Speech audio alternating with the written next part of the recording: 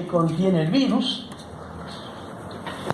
Y el gran hito fue en una época terrible, en la que se morían muchísimas personas y sobre todo niños infectados por el virus de la viruela. Esto generó desastres sociales, fue un enorme problema y ahí apareció la capacidad de observación de Edward Jenner, que hizo algo en lo que ustedes no lo deben de hacer, porque en aquel momento fue genial, pero hoy sería un disparate desde el punto de vista de lo que es la experimentación, la ética de la intervención de humanos. Pero fíjense lo que hizo Jenner. Jenner, gran observador, porque estamos hablando del año 1796, hace más de 200 años, con condiciones de laboratorio, de experimentales, extremadamente rudimentarias, pero él observó que algunas vacas tenían lesiones pustulosas también, que se parecían a las lesiones de la viruela. Entonces él pensó, tenía la hipótesis de que el agente que generaba esas lesiones en las vacas podía estar relacionado o ser el mismo, pero tal vez no tan agresivo que el que afectaba a los humanos, porque las vacas no se morían.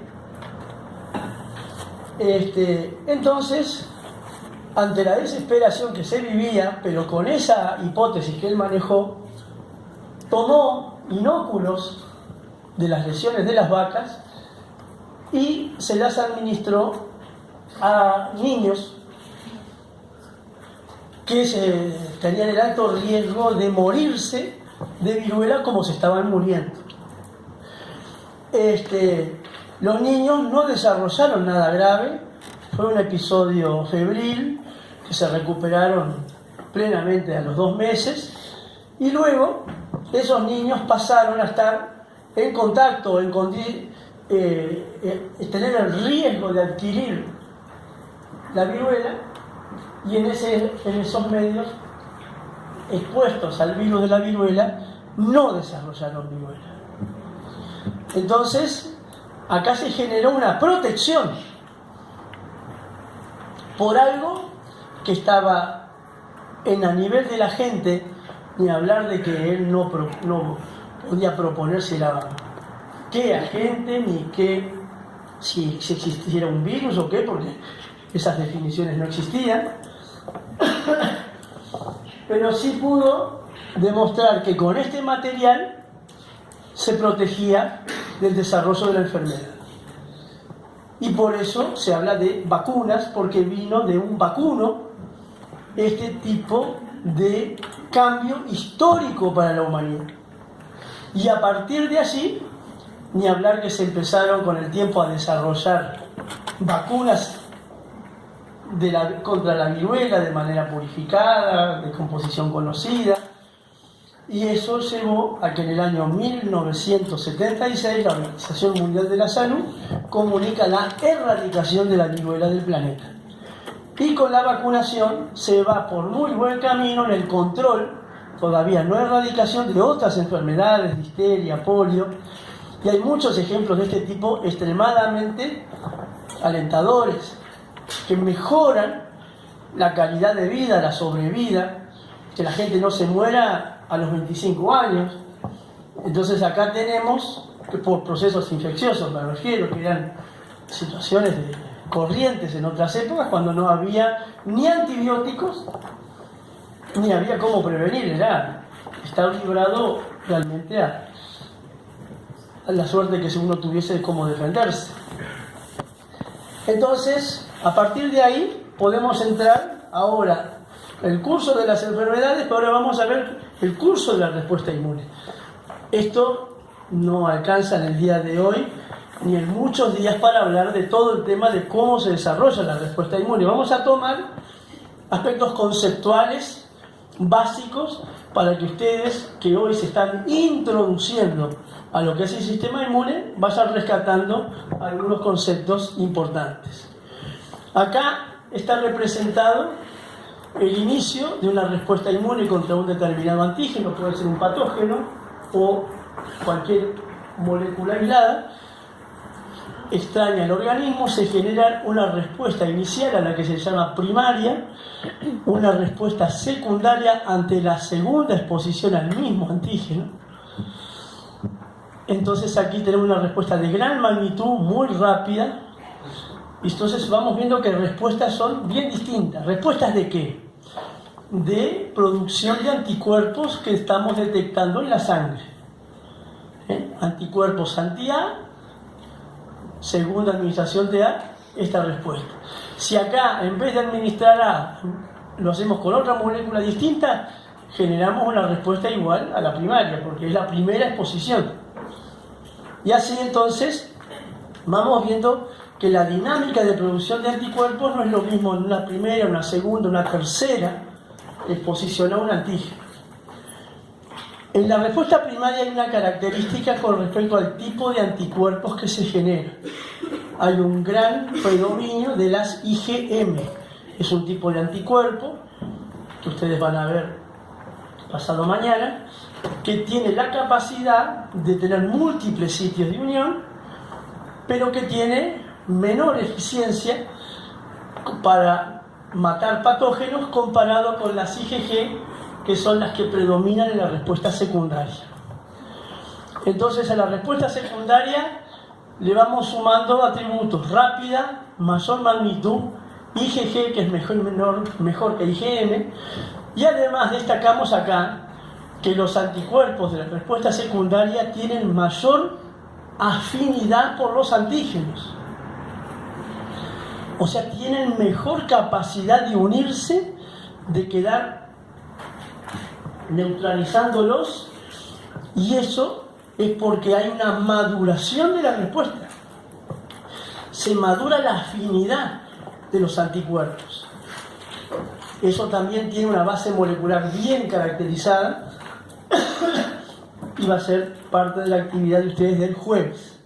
Conocer cómo ocurre este fenómeno de maduración de la respuesta inmune, que es muy importante porque nos va permitiendo que si nosotros vamos a hacer una vacunación, tenemos la posibilidad en un primer intento generar ya una respuesta. Pero venimos al mes, le hacemos un refuerzo, segunda dosis. Venimos después y le hacemos una tercera dosis. Cada vez que inmunizamos, más cantidad, más calidad, mejor respuesta se va dando en la medida que vamos estimulando al sistema sucesivamente. Aunque esto no es una cosa de cantidades de antígeno. Hay dosis óptimas de antígeno para lograr el efecto deseado. Una dosis excesiva puede ser contraproducente para generar una buena respuesta inmunológica. ¿Van habiendo preguntas? ¿Estamos tranquilos? ¿Bien? Pero no se inhiban en preguntar. Estamos en un ambiente bastante potable para conversar. Así que yo creo que es casi óptimo. No hay gente en el piso, está todo bueno. No, en serio. Porque hay veces que hay tanta gente que uno mismo se inhibe de hacer preguntas, pero las dudas que tenga uno, seguramente hay por lo menos 10 que tienen la misma duda, y entonces mejor intercambiar. El sistema inmune, ¿cómo está organizado? Es un funcionamiento horizontal, nada que ver con el cerebro, con el sistema nervioso, que tenemos una organización vertical, sino que aquí tenemos órganos linfoides, que no hay ninguno que sea más que otro, son cualitativos. Sin timo obviamente se complica, pero es centralmente funciones celulares, y ahí vamos a ver claramente hoy que hay una población celular que es determinante, es el jefe de orquesta, llamémosle así, del funcionamiento del sistema inmunológico, sin despreciar a las demás células. Pero desde el punto de vista de la organización importa también que hay elementos que están prontos, a los que se llaman partes de la inmunidad innata, ya están. No hay que producirlos cuando ingresa un antígeno, ya están, ya pueden actuar. Tenemos la piel, las mucosas. Uno dice, ¿la piel es inmunológicamente relevante? Primero porque si nos cortamos, nos lesionamos la piel, sabemos que hay un riesgo inmediato de infección. Nada más elocuente como para estar viendo lo que está haciendo la piel, porque si la tenemos íntegra, ese riesgo de infecciones no está aumentado. Pero además la cantidad de linfocitos que hay en la piel es la mayor del organismo, los que hay en piel. Y por eso un día vamos a tener una actividad muy interesante sobre el sistema inmune cutáneo, pero además vamos a tener a la clínica dermatológica en pleno, con todos los dermatólogos clínicos acá, en los grupos, no aquí es lo menos importante, sino en las discusiones grupales con las historias clínicas y viendo psoriasis, dermatitis atópica, toda la patología de la piel, porque ellos necesitan para el ejercicio de la progresión a la inmunología y lo retribuyen viniendo a transmitir lo que a ustedes más les interesa, el contexto clínico. La piel es un órgano fundamental, células también del sistema inmune innato, natural killer, células dendríticas, los macrófagos, los granulocitos, todo eso ya está pronto, tienen receptores para detectar patógenos, pero con esto solo muchas veces no alcanza como para controlar a un proceso infeccioso, y el nivel más alto de elaboración del sistema inmune está determinado por la inmunidad adaptativa, la más específica, y donde los grandes protagonistas son los linfocitos, tanto linfocitos T como linfocitos B, que pueden neutralizar, pueden matar, y son los únicos que tienen memoria. La memoria del sistema inmune obedece a los linfocitos, tanto T como B.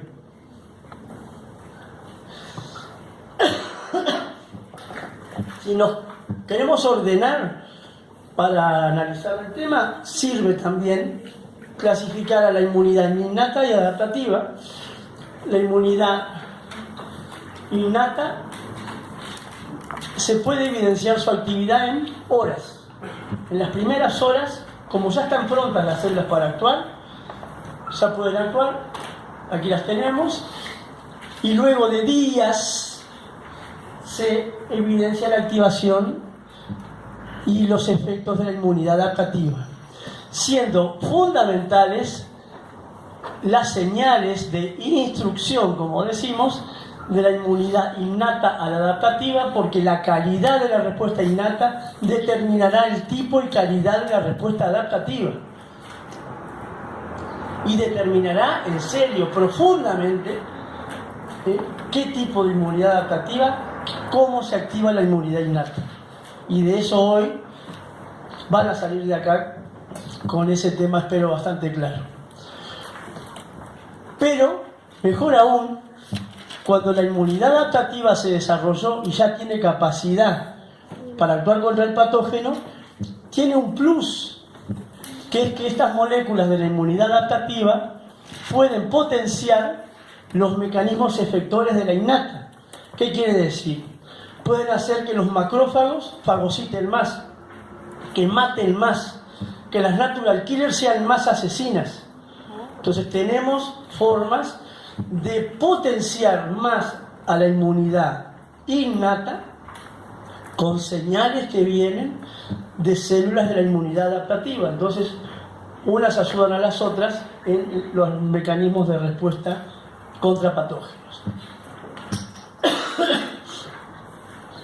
Si empezamos a disecar un poquito, no es, me parece nada muy novedoso para ustedes, los tipos de inmunidad adaptativa, pero por las dudas es bueno repasarlo.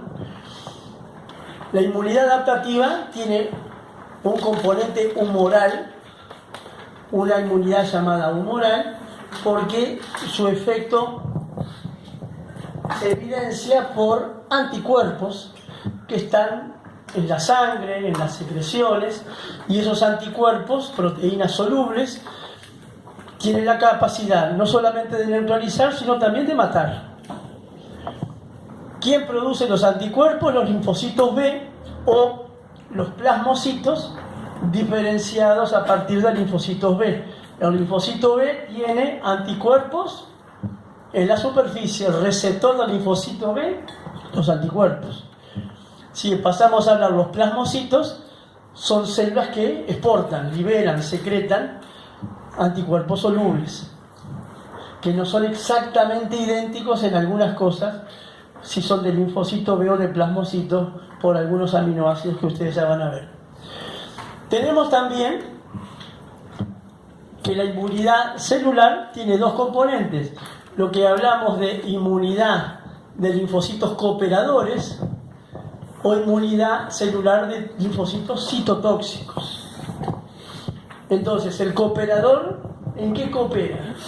Por ejemplo, lo vemos acá. Este es un linfocito cooperador, este es un macrófago. El cooperador le manda señales y le dice al macrófago: matá, comé. Entonces, estimula con moléculas que van a actuar sobre, en este caso, el macrófago.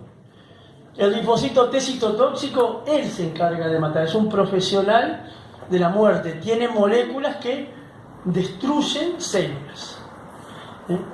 Y no porque fagocitan, porque el linfocito T, CD8, no sabe fagocitar, mata por un contacto directo, toca a otra célula y la mata. Y también hoy veremos cómo es que lo hace. Si nosotros ahora pasamos a ver estas células de dónde vienen, bueno, los precursores son siempre generados en la médula, pero los linfocitos T incorporan esos precursores que vienen de la médula o del hígado fetal y se da la maduración en el timo. En el proceso de maduración típica hay una selección extraordinaria. Tan extraordinaria que mueren el 95% aproximadamente de las células que ingresaron. Cada 100 células que entran para ser candidatos a linfocitos T, CD4 o CD8, solo 5% salen con vida. El resto murió. Entonces, esto va a ser parte también de un día de actividades, conocer este proceso. Ahora simplemente rescatamos que acá salió una población CD4 positiva que es cooperadora. Eso hoy es mentira, porque esta población hoy tendríamos que decir es mayoritariamente cooperadora. Lo que pasa es que hace un tiempo se descubrieron los linfocitos CD4 supresores y entonces, bueno, no es decir los CD4 son los helper, hoy eso es falso. Los CD4 son mayoritariamente helper, pero hay también una población del 5 al 7% en condiciones normales que es supresora de la respuesta inmune. Y tenemos las poblaciones CD8 citotóxicas y una población minoritaria, pero interesante, los linfocitos gamma delta.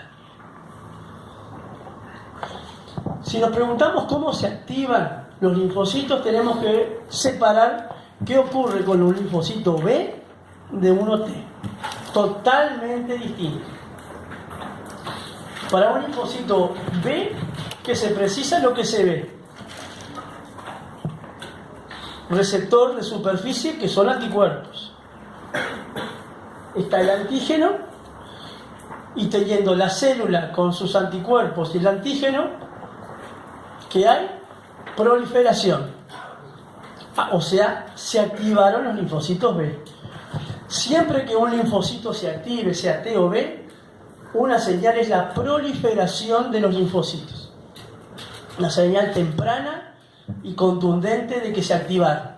Un linfocito nunca se va a poner a proliferar si no fue activado. Es un requisito. Un linfocito en reposo no activo nunca va a proliferar. Entonces, sencillo, linfocito B antígeno específico, proliferación, linfocito C activo. Ponemos en el mismo escenario linfocito T. En vez de anticuerpos, ponemos el receptor T, TCR, que tiene las mismas capacidades de discernir finamente la estructura del antígeno y reconocerlo. Entonces está el antígeno, está el linfocito T con su receptor. ¿Qué pasa? Nada. Imposible. Absolutamente imposible activar a un linfocito T en estas condiciones. ¿Quién me dice algo del por qué?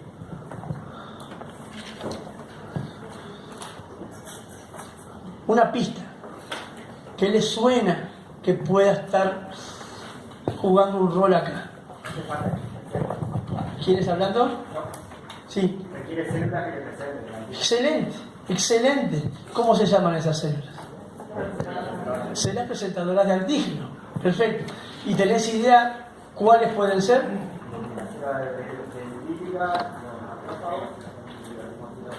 Genial. Perfecto.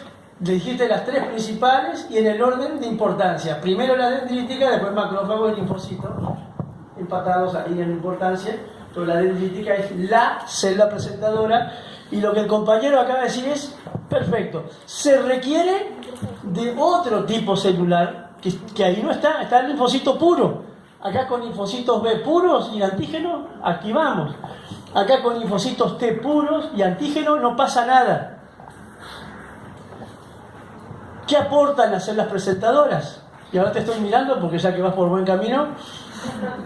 Y la segunda, la citocina, ¿no? Sí, pero antes otra cosa. A ver, alguien que le ayude a él. La célula presentadora, el nombre también ayuda. El NHC. Exacto. La célula presentadora va a tener moléculas del complejo mayor de histocompatibilidad, HLA en humanos, de manera genérica MHC, y esas moléculas MHC van a ser las que van a ser claves para formar el antígeno. Para que les resulte un poquito más familiar, vamos a verlo en este diagrama. Linfocito TCD4 tiene acá su TCR, pero acá tenemos, ingresa un patógeno, supongamos una célula dendrítica, el patógeno es fagocitado, es degradado, y en esta degradación aparecen péptidos. Los antígenos de los linfocitos T son péptidos. No son glúcidos, no son lípidos, no son ADN. Todo lo que exista en la naturaleza puede ser un antígeno para un linfocito B, porque los anticuerpos reconocen todo. Los anticuerpos no tienen restricción, puede ser un epítopo conformacional, lineal, de cualquier naturaleza química, para un linfocito B. Para los linfocitos T, el requisito es que sean péptidos. Estos péptidos que se generaron por fragmentación, por eso se habla de procesamiento del antígeno y presentación. El procesamiento es la digestión, luego se asocia con moléculas, esto que está en verde, MHC de clase 2, y aquí vemos que hay una cavidad, que después lo van a ver en detalle en pocos días. Se anclan estos péptidos, o es una interacción de baja afinidad, y entonces el péptido extraño se unió a MHC y el TCR aquí recién encuentra a su antígeno. Esto es recién el antígeno, o sea, patógeno, fagocitosis, degradación, asociación MHC, y pasa a la membrana, pasa al exterior. Lo que había entrado ahora sale. Pero no sale y se suelta, sino que queda en la membrana, y esto es lo que un linfocito T necesita para reconocer nuestra alma. Complicado, pero importante, Porque esto que parece que es una restricción, que es una restricción realmente, termina siendo un mecanismo regulador para la eficiencia de la respuesta inmune, para que impacte también en las células que están presentando. Al principio habíamos dicho, la inmunidad innata es clave para activar al adaptativo. ¿Estamos bien? Pero como la inmunidad adaptativa va a producir cosas que ayudan a la innata, estas interacciones juegan un papel en la eficiencia de las señales. Porque lo que produzca este linfocito activado va a influir mucho en las células presentadoras y en el entorno. Entonces aquí tenemos la activación de un linfocito T a partir de un patógeno exógeno. Linfocito T CD4, MHC de clase 2. MHC de clase 2 lo tienen solamente las células presentadoras de antígeno. Linfocito T CD8. ¿De dónde viene el antígeno? ¿De afuera de la célula? ¿Lo vemos ingresar o no? No. Está de adentro. Y entonces, ¿qué tipo de antígeno puede ser? ¿Correspondiente a qué?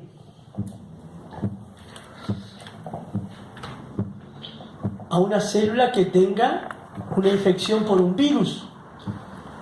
El virus se replica en el interior de la célula. Hay proteínas virales que se van generando, también se van degradando, y proteínas virales entonces que se asocian a MHC de clase 1,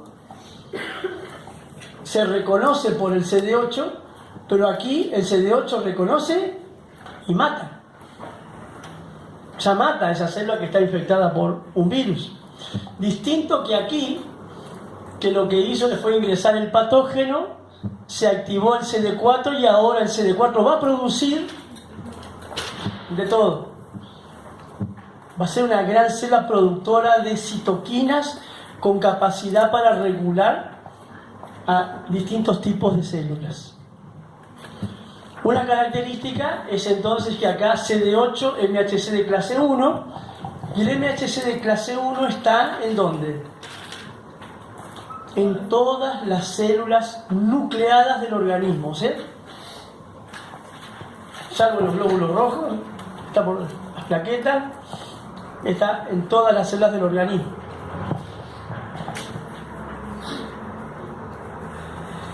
Por lo tanto, para conceptualizar lo que hemos hablado, destacamos: para activar a un linfocito B, ¿qué se requiere? Nada, solo un antígeno. Sin embargo, cuando un linfocito B se activó, el linfocito T puede cumplir un rol importante en la calidad de la respuesta B. Y cuando hablamos hoy de las respuestas inmunes primaria y secundaria, esa respuesta inmune secundaria, gran magnitud, buena calidad de antígenos de buena afinidad, predominio IgG, etc., ahora le ponemos una información adicional. Esa es una respuesta para antígenos proteicos. ¿Por qué? Porque esa es una respuesta que tiene sí o sí cooperación del linfocito T hacia el B para generar ese tipo de respuesta.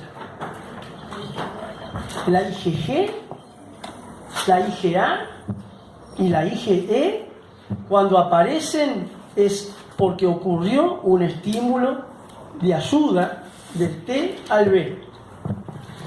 Si el linfocito B no recibe la cooperación del T, siempre va a producir IgM y nunca va a dejar de producir IgM. Caso típico, los grupos sanguíneos ABC. Los anticuerpos, antigrupos sanguíneos ABO, AB0, son siempre que IgMs. Porque los antígenos, ¿esos qué son? son glúcidos, son azúcares. Y como son azúcares, nunca van a activar a un linfocito T. Entonces la respuesta va a ser T independiente, el T no se activa y van a ser siempre IgM, siempre IgM, siempre IgM. El antígeno RH, el antígeno D del conflicto materno-fetal, lo van a ver pasado mañana. Es un antígeno proteico. Como ese antígeno es proteico, la activación T, ¿qué les permite? Que se colabore con el B para que el linfocito B, además de producir lo que estaba produciendo, lo produzca más, y que en vez de IgM ahora formen IgG, y las IgG van a ser los principales anticuerpos. Que eso es bueno, pero tiene un problema, que las IgG atraviesan la placenta, pueden pasar de la madre al feto, en cambio las IgM no atraviesan la placenta. Eso, bueno, lo van a ver en detalle, no me adelanto mucho, pero para que vean cómo se regula esto de la producción de anticuerpos por si hay o no hay un estímulo T al B. Es una ayuda y es una señal de proliferación, de diferenciación y calidad de la respuesta de anticuerpos. Con respecto al linfocito T, ya vimos, se requiere la presentación por la célula dendrítica, primera señal específica, pero también se requiere de otras señales que van a repercutir en ese linfocito para mejorar